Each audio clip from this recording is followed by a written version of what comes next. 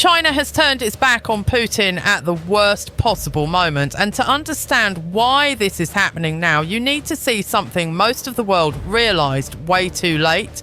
A partnership that looked unbreakable has started to crack exactly when this war demanded more strength, more stability, and more allies than ever before. What we're watching isn't just an unexpected move from China. It's not just some distant economic decision. It's a silent blow striking at the heart of Russian power, right at the moment Moscow needed support the most. For months, Russia built its entire narrative around a single idea. It didn't matter how many sanctions it faced, how many countries walked away, how many markets shut their doors. The answer was always the same: China is with us. But now, just as the Russian economy is taking hits from inside, as its key fuel sources come under attack, and as its global standing starts to erode, Beijing did exactly what the Kremlin swore would never happen. It took a step back, quiet, calculated, deep. And that retreat is happening while another crisis spreads inside Russia itself. Refineries are going up in flames, supply systems are jamming, and critical energy infrastructure is facing bolder and bolder attacks. The war Moscow thought it had under control is starting to slip through its fingers. And when a strategic partner realises the balance is shifting, it reacts. China reacted. Tonight we're going to break down this moment with total clarity. Why did Beijing decide to pull back now? Why does this move, subtle but devastating, hit harder than many military strikes? And why might this combination, internal pressure and external abandonment, mark the beginning of the most dangerous phase Vladimir Putin has faced since this war began? Get ready. What you're about to understand goes far beyond today's headlines. It reveals the future of this conflict, of global geopolitics, and of the balance of power in the world. To understand why China's move is so devastating for the Kremlin, we need to go back to where this crisis really began. Inside Russia itself. Before Beijing stepped back, before the market shifted, before the numbers started to plunge, something much bigger was already happening. Something that exposed Russia in a way even its enemies didn't expect. Because in the past few weeks, a series of carefully planned attacks hit the most sensitive point of Russia's war machine. Fuel. Not borders, not military bases, not troops. But the one thing that keeps all of that running. Entire refineries sitting hundreds of miles away from the front lines were hit with surgical precision. Facilities Russia considered untouchable started burning. Regions Moscow claimed were completely protected revealed weaknesses no one imagined were there. These attacks weren't symbolic, they were strategic, meticulously designed to strike at the heart of a system built on a single pillar: refined oil. Without gasoline, without diesel, without aviation fuel, Russia stops being a military superpower and turns back into what it really is: without energy. A massive territory filled with machines that don't move.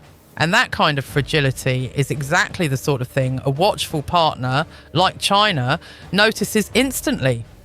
As the flames spread across these facilities, something even more important began to unfold. Internal reports showed sharp drops in refining capacity, logistical breakdowns, entire regions struggling to keep fuel flowing. The narrative of absolute strength started morphing into a narrative of exhaustion. And with every refinery hit, every fire lighting up the Russian sky, a quiet question echoed in capitals around the world. Can Russia still sustain this war? China heard that question before anyone else. Because while Moscow tried to downplay the damage, Beijing was running cold, mathematical, emotionless calculations and reached an unavoidable conclusion. If Russia's fuel system starts collapsing, Russia's economy collapses with it. And when an economy breaks, partnerships turn into risk, investments turn into liabilities, and buying Russian oil stops being an advantage and starts being a threat. And it was at exactly that moment, while Russia was still trying to put out literal and metaphorical fires on time, that China made its harshest move yet. It quietly reduced its purchases of Russian oil. No warning, no public announcement, just a cold, technical, calculated decision, the worst possible decision for Putin, delivered on the worst possible day. This is where the geopolitical chessboard truly changes colour, because when China decides to step back, even quietly, it isn't just an economic move, it's a message. A message delivered in the only language the Kremlin actually listens to. The language of money, risk and survival. For nearly 2 years, Moscow saw Beijing as the escape valve it needed to keep its economy breathing. While the West tightened sanctions, while Europe slashed its imports, while traditional markets shut their doors, China stayed right there, buying, refining, redistributing, and above all, keeping Russian cash flowing. It was the partnership Putin showcased to the world as proof he wasn't isolated, proof he still had somewhere to turn, proof his economy wouldn't collapse. But all of that began to crumble in the silence of a simple corporate decision. A major Chinese refiner abruptly stopped buying Russian oil. No speech, no protest, no diplomatic friction, just math. And that silence speaks louder in Moscow than any direct threat ever could.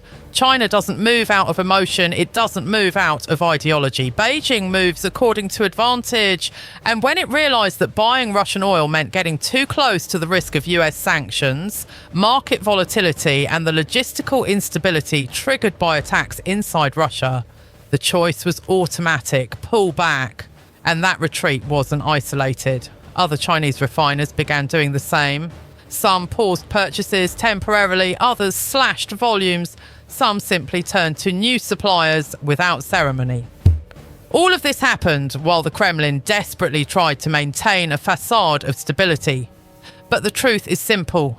For China, this partnership was always economic, never sentimental, never strategic in the romantic sense Russia liked to advertise. Beijing buys when it's convenient.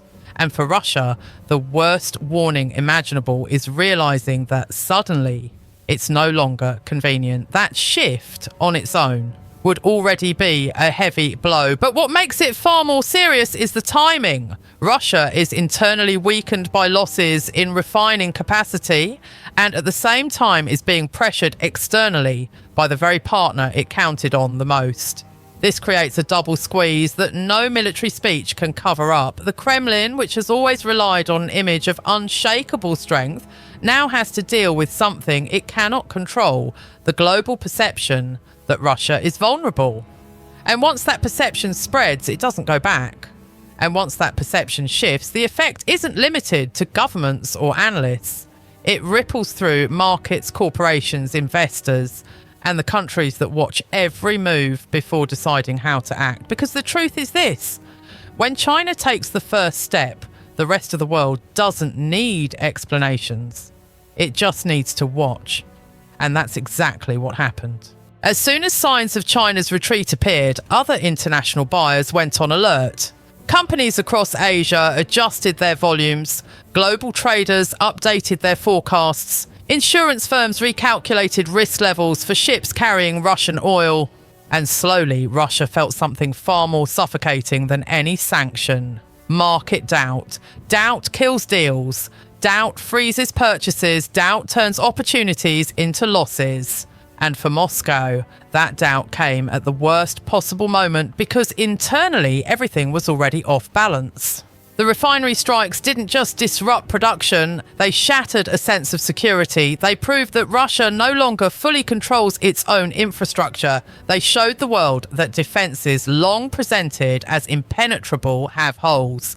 Deep holes, holes that can be hit again and again. And when you combine this internal chaos, fuel burning, logistics under strain, systems exposed, with China stepping back, the effect is explosive because Russia depends on that delicate balance to maintain its narrative of strength, to keep the ruble from collapsing, to pay governors, to fund its propaganda machine, to sustain the war. But what the world is seeing now is the opposite of strength. It's instability. It's fragility. It's an energy giant that for the first time in decades is stumbling from within and losing support from outside. And once that instability becomes obvious, countries that once pretended neutrality start choosing sides, not out of politics, but out of survival instinct. Partners in Africa, the Middle East, Asia, and Latin America look at China's movement as a thermometer. If China pulls back, they pull back. If China hesitates, they hesitate. That's how global markets operate. Russia has always known this. It always relied on this. And now it's facing the consequences. The Kremlin, no matter how hard it tries to hide it, is confronting something no propaganda can erase: the quiet fear of its own allies. But none of this compares to the political impact this moment is triggering inside Russia itself, because unlike the economy, which can be disguised with numbers, and unlike infrastructure, and which can be hidden behind vague statements, what truly terrifies the Kremlin is losing control of the narrative, and that is exactly what's happening right now.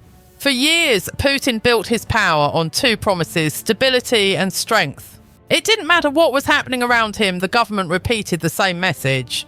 Nothing affects us, nothing shakes us, nothing surprises us. It was a psychological pillar, a political shield, a way to keep the public calm and the elite aligned. But that shield has started to crack. Because when refineries keep getting hit, when entire regions face fuel shortages, when explosion footage spreads across social media before state media can react, something shifts in the collective mindset. People stop believing. Confidence, that invisible element that holds every authoritarian structure together, begins slipping through the cracks. And what makes this even more critical is the timing. With China pulling back, Russia loses the ally it always pointed to as proof of security. And when the main partner steps away, the public begins to notice something even more dangerous. Russia is more alone than it admits. The perception of isolation is devastating for centralised regimes. It creates fear among elites, doubt among business leaders, irritation in regions far from Moscow, and most of all, discomfort among a population already living under economic pressure. And as that discomfort grows, it reaches the most sensitive point of all: comparison. People start comparing what they're told with what they see. They start comparing promises with results. They begin asking, quietly at first, but more often with time, why things are getting worse if the government insists everything is under control. And that is the question the Kremlin fears the most. Because the real risk isn't a massive protest or a dramatic uprising. The danger lies in the slow, almost invisible erosion of trust. Regimes like Putin's don't collapse overnight. They weaken in the shadows until when the crisis finally arrives, they no longer have the strength to respond. And the combination we're seeing now, attacked infrastructure, economic pressure, partners stepping away, is exactly the type of scenario that creates internal fractures. Fractures that from the outside look small, but from the inside reveal a vulnerability the Kremlin has tried to hide for years. And if the internal impact is already severe, the external consequences are even deeper.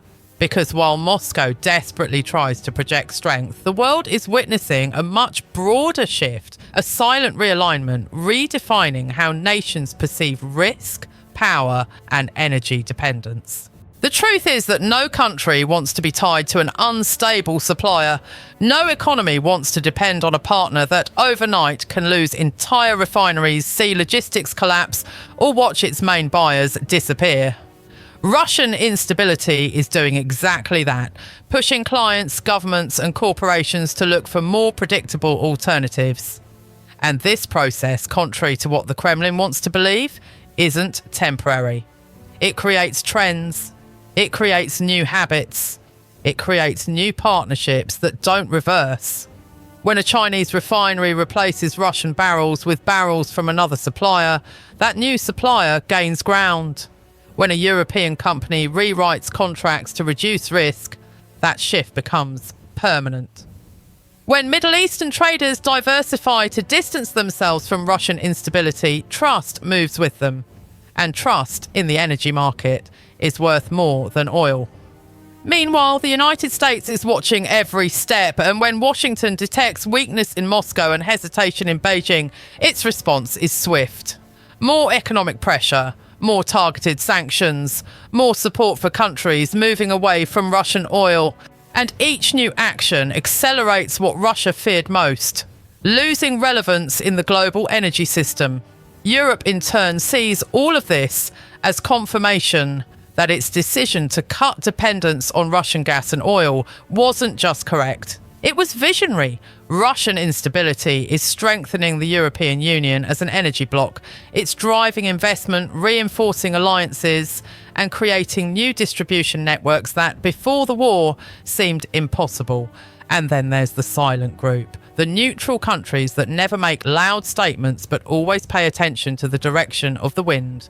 For them, China's retreat acts as a signal, a sign that Moscow may no longer be a safe, advantageous or predictable partner. And once those countries start to shift, even slowly, the global balance changes. That is what makes this moment so critical. It's not just the attacks, it's not just the drops in production. It's not only China buying less oil, it's the whole picture, the sum of all pressures. The global realization that Russia, once seen as an unshakable energy pillar, is becoming a risk. And in geopolitics, once a country starts being seen as a risk, the entire world changes its behaviour. And it's only when we put all these pieces together, the internal attacks, the economic weakening, China's retreat, shifting markets, and the loss of political control, that we can truly see the scale of this moment.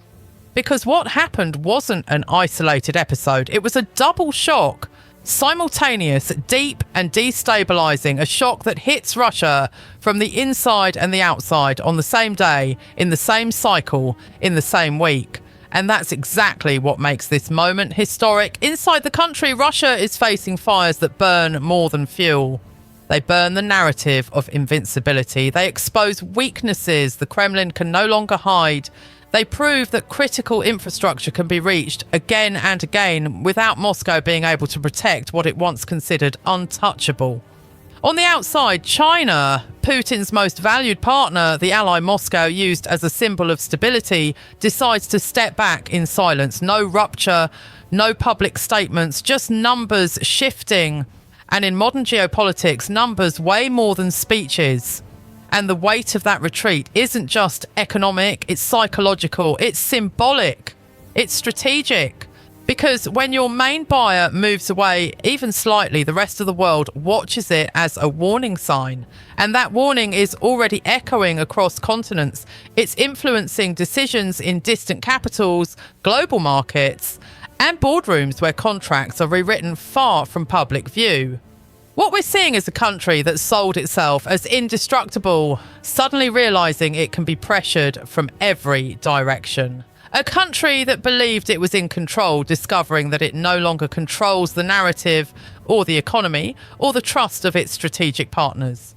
And when this perception sets in, when the world sees that a giant can stumble, something changes deeply in how the war is understood, not just on the battlefield, but in the rooms where long-term decisions are made.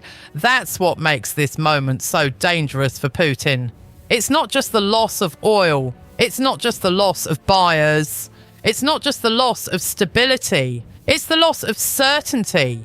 And in geopolitics, the loss of certainty is the beginning of the loss of power. When we look at everything that has unfolded, it becomes clear that this isn't just a market shift or a random moment in the war. This is a turning point. A silent but profound rupture showing that the system that held Russian power for decades is no longer as solid as it looked. Russia always relied on oil as its shield, its weapon, its guarantee. But that shield is cracking, that engine is failing, that guarantee is evaporating. China, which for so long served as the Kremlin's economic lifeline, is showing that its loyalty was never political, never strategic. It was always mathematical. And when the numbers stop favouring Russia, Beijing takes the safer path. No warning, no speeches, no sentiment. Exactly when Putin needed stability, predictability and support the most, his biggest buyer began to walk away. And it doesn't happen in a vacuum. With every refinery hit, every video of infrastructure burning, every report of falling production, every Chinese decision to reduce imports, the world absorbs a clear message. Russia, once feared, once advertised as untouchable, is vulnerable. And vulnerability is a universal language. Everyone understands it. Everyone reacts to it. Now the big question is, what comes next? The war goes on. Russia's economy keeps eroding. Its partners keep watching, hesitating, stepping back. And China, well, China will keep doing what it has always done, acting in its own interest. If supporting Moscow stops being worthwhile, this quiet retreat could become permanent. And if that happens, the Kremlin won't just lose money, it will lose something far more precious. The narrative that no external pressure can break its system, because now the entire world has seen that it can. Friends, thank you for staying with me through this deep analysis.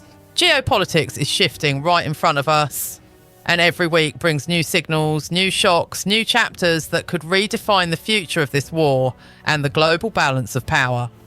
If you want to keep following these turning points, these silent moves, and the strategic undercurrents that truly shape modern conflicts, subscribe now to the Global Defence Report, hit the like button, and leave a comment below telling me what you think the next move will be. I read everything. And your voice strengthens this community that refuses to settle for the obvious. We'll meet again in the next episode. Until then, stay informed, stay aware, and never stop questioning what's happening behind the global stage.